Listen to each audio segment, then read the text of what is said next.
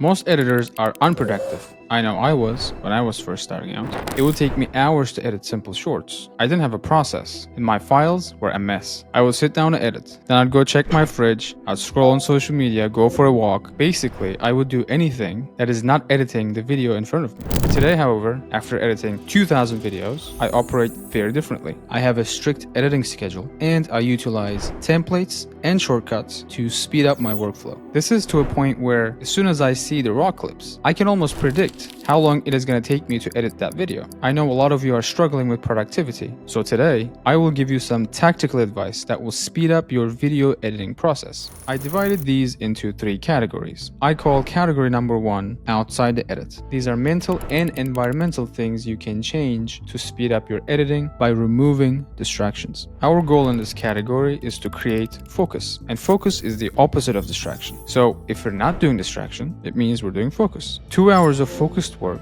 is equal to 10 hours of non-focused work. The cost of not having focus could be the reason why you waste 5 times more time than you need on a project, therefore making 5 times less money. Category number 2 is before the edit. The information in this category will prepare you for the fastest editing workflow ahead of time. Category number 3 is during the edit. This category will have information on how you can save time while you are in the editing process. So let's get into it. First, we're going to start with the things that you can do outside the edit that is going to help you to have a more productive editing session. Let's start with the basics. You have to keep your phone away. The last thing you want to do is scroll on social media when you start an editing session. You've got to close out your old tabs, make sure you're not distracted, and make sure you have water, coffee, or a drink of your choice present on your desk so that you don't have to leave your desk to get the drink.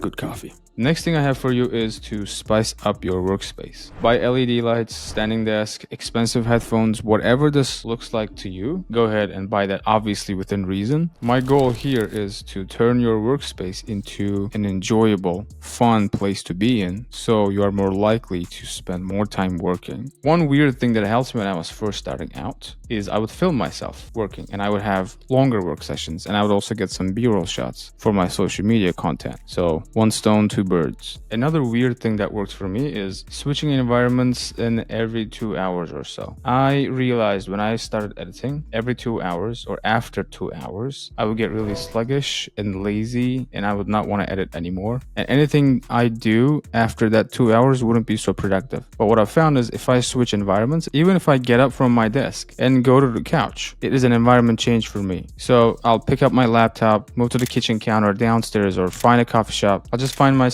a new place. This is gonna reset the work for me, and I'm able to go for another 2 hours. Again, this is all things I do outside the edit that keeps me less distracted and more productive. Category number 2 is the things that you can do before the edit that is gonna make you 10 times more productive. First thing I have for you is editing presets. You can either create them yourself or you can buy these on the internet. Let me show you how you can create one for yourself. So let's say we're in Premiere. Let's say you have an element that you want it to slide into the screen like this. How you would do the sliding effect would be you click here, you'd go to effect controls, and you would create keyframes. I messed with the velocity of the keyframe. The effect starts slowly in the first keyframe, and somewhere in the middle it's at its peak speed, and then it slows down until the second keyframe. This is how you would create this effect. Now, let's say you like this effect so much that you want to add this to other elements, but you don't want to keep repeating the keyframe creation. I have a solution for you. All you have to do is you right-click in the vector motion, and you save this as a preset. Let's name this as test.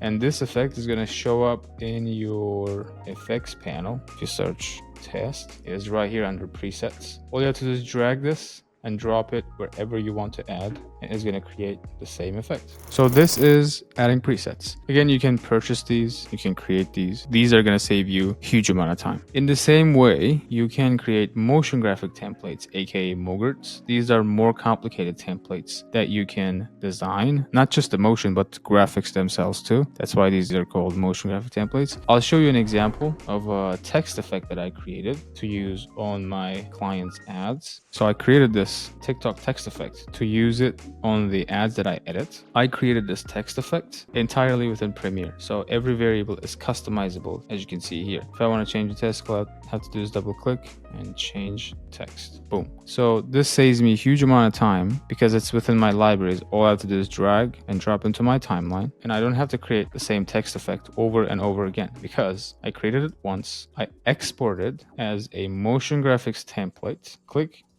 here. Then you're going to select where you want to save this template. And once you save it, just drag and drop it to your libraries. And it's going to live here. So you don't have to store it in your local drive. I'm going to show you another example of a motion graphic template that I created. And it's the mobile notification. As you can see, the notification pops up starting from the middle. It ends here. I created this within After Effects. In the same way, I exported it as motion graphics template and I gave it functions. So if you want to customize this motion graphics template, all you have to do is change the title.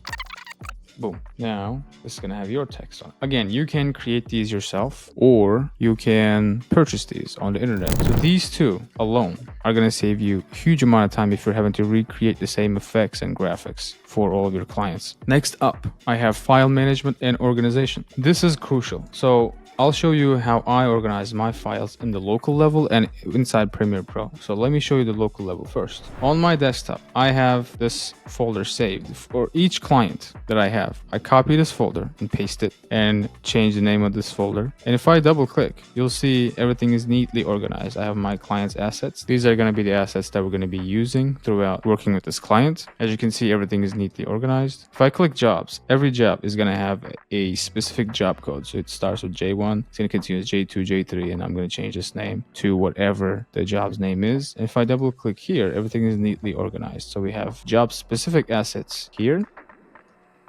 And I have the Premiere Pro project files here. So if I double click here, you will see if I expand the assets, you'll see everything is organized in the same exact way that I organized in my local folders. This saves me a huge amount of time, especially if I have to come back to a project file. I know exactly where things are. All right, let's talk about keyboard shortcuts really quick. Keyboard shortcuts will allow you to do an action that requires multiple clicking with one button. So I'm going to show you the ones that I use the most. From then, you're welcome to check out the shortcut list that's on the screen right now and use the ones that are most valuable to you. But let me show you the ones that I use the most. So let's say you're in the timeline, you're editing, and you want to cut this footage. You would have to go back to the razor tool, click, do another click, go back to the selection tool, select this, delete this footage, and then delete this space, and you would make a cut. But why do that while you can press C for razor tool, cut, press V for the selection tool,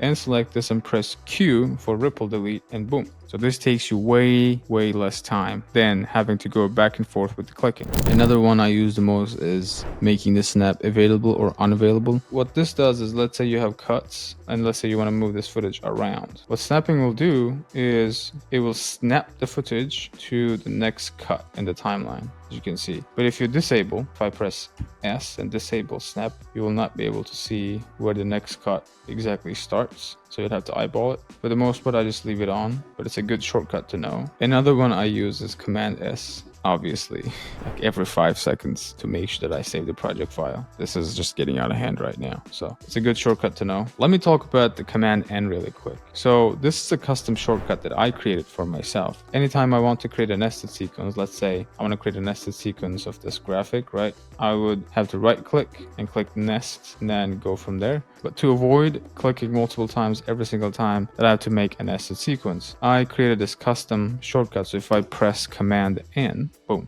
my nested sequence is ready to go. If you want to create your own shortcuts like I just did, you're gonna go ahead and click Adobe Premiere Pro 2025. This is my version. You're gonna click Keyboard Shortcuts and you're gonna see all the shortcuts here. From then you can create a shortcut, delete a shortcut, change a shortcut, and if I press Command N, there goes my nested sequence custom shortcut. Again, this is up to you. Figure out what you repeatedly do in a project and try to find or create a shortcut that's going to take care of that action with less amount of clicking. That's our entire goal here. That's why I named this video how to edit 10 times faster. I'm giving you all the sauce. Let me talk about in and out points really quick. So if you want to highlight a section in your timeline, what you're going to do is either you can hit X and highlight the entire thing, or you can, if you want to set in and out points, you're going to press I and you're going to press O. I is going to be the in point, O is going to be the out point. Next I'm going to talk about is W really quick. Let's say you wanted to cut the section after this point. You would have to cut this, click, and delete. But instead, you can hit W. It's going to do the same thing for you. And that's W. So again, spend some time learning keyboard shortcuts. These are the ones that I use the most. I left them here, but depends on what you're editing, what software you're using. Go ahead, find them keyboard shortcuts to save yourself a huge ton of time. Next I want to talk about is libraries. Libraries are awesome for two reasons. Number one, which is my favorite reason, is if I go to libraries, you're going to see I have a bunch of libraries here. Let's say I go to social ads library. This is my favorite. You can upload whatever you repeatedly use to your library. You can literally just drag and drop it in here. It is going to live in a cloud server. So you don't have to even save anything in your local folder. All you have to do is drag this and drop. I have an Amazon review one. I have a TikTok comment. I have TikTok text. These are the ones that I use for my line of work, for my clients' videos. But you can create anything or download anything from the internet, add it to your library, and it lives here. So anytime you open your Premiere Pro, all you have to do is drag and drop. Let's say I have a huge emoji library here. These are the emojis that I use the most. All I have to do is drag this, drop into my timeline, and that's it. I don't have to go and search the internet for each emoji every single time that I want to use emoji. They all live here. That was reason number one. The reason number two of why I think the libraries are awesome is you can share these libraries with your team members. So all you have to do is click here and invite the person's Adobe email, and they're going to have access to this library. This is going to save you a lot of time going back and forth with all the elements that you're trying to find anytime you start editing. If you work with a team, you can share the libraries with your team. They can also add elements that everybody can then use and extract from this library to their timeline. And libraries can have multiple file types. Category number three is the things that you can do during the editing that is going to save you a huge amount of time. The first one is divide and conquer. So let's say you have a bunch of shorts that you need to edit. Imagine these are shorts that you need to edit. To maximize my productivity is I would do rough cuts for all of them first, then I would do B-roll for all of them again, and then I would do captions and visual effects and transitions for all of them. Then I would do sound design for all of them. The reason why this works is because my brain thinks differently when performing each of these actions. So if I'm thinking of doing the rough cuts, all I think about is cutting the dead space and making sure that there's a good pacing in the video. And so when I move on to B-rolls, all I think is, okay, how can I add relevant clips that is going to amplify my storytelling through B-rolls? Same goes for transitions. Same goes for captions and so on. So having a workflow and applying these to every single video that you're working on is going to skyrocket your productivity. The last one I have for you is using the media encoder. How I use it is, let's say these are a bunch of shorts that I edited, they're finished, they're done, they're good to go. What I would do is I would just nest them in a sequence.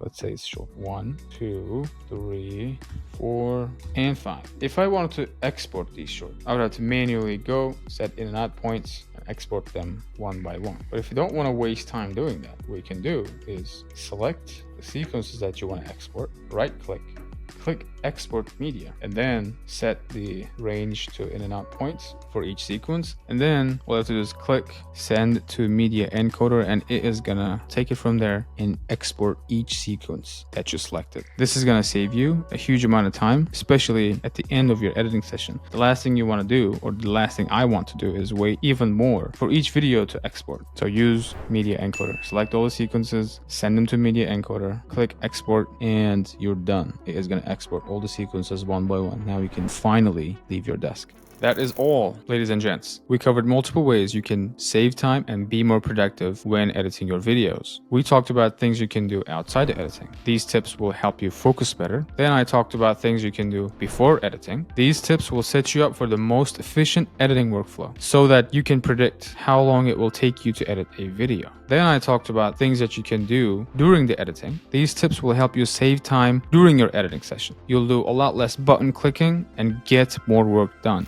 So set aside some time, go through my each point, and set yourself up for the most productive editing session that you're gonna have. Now that you're gonna be super efficient and are gonna have extra time on your hands, you can use this time to acquire more clients, which I covered in this video. So I hope this video was helpful. Thank you so much for watching, and I'll see you soon.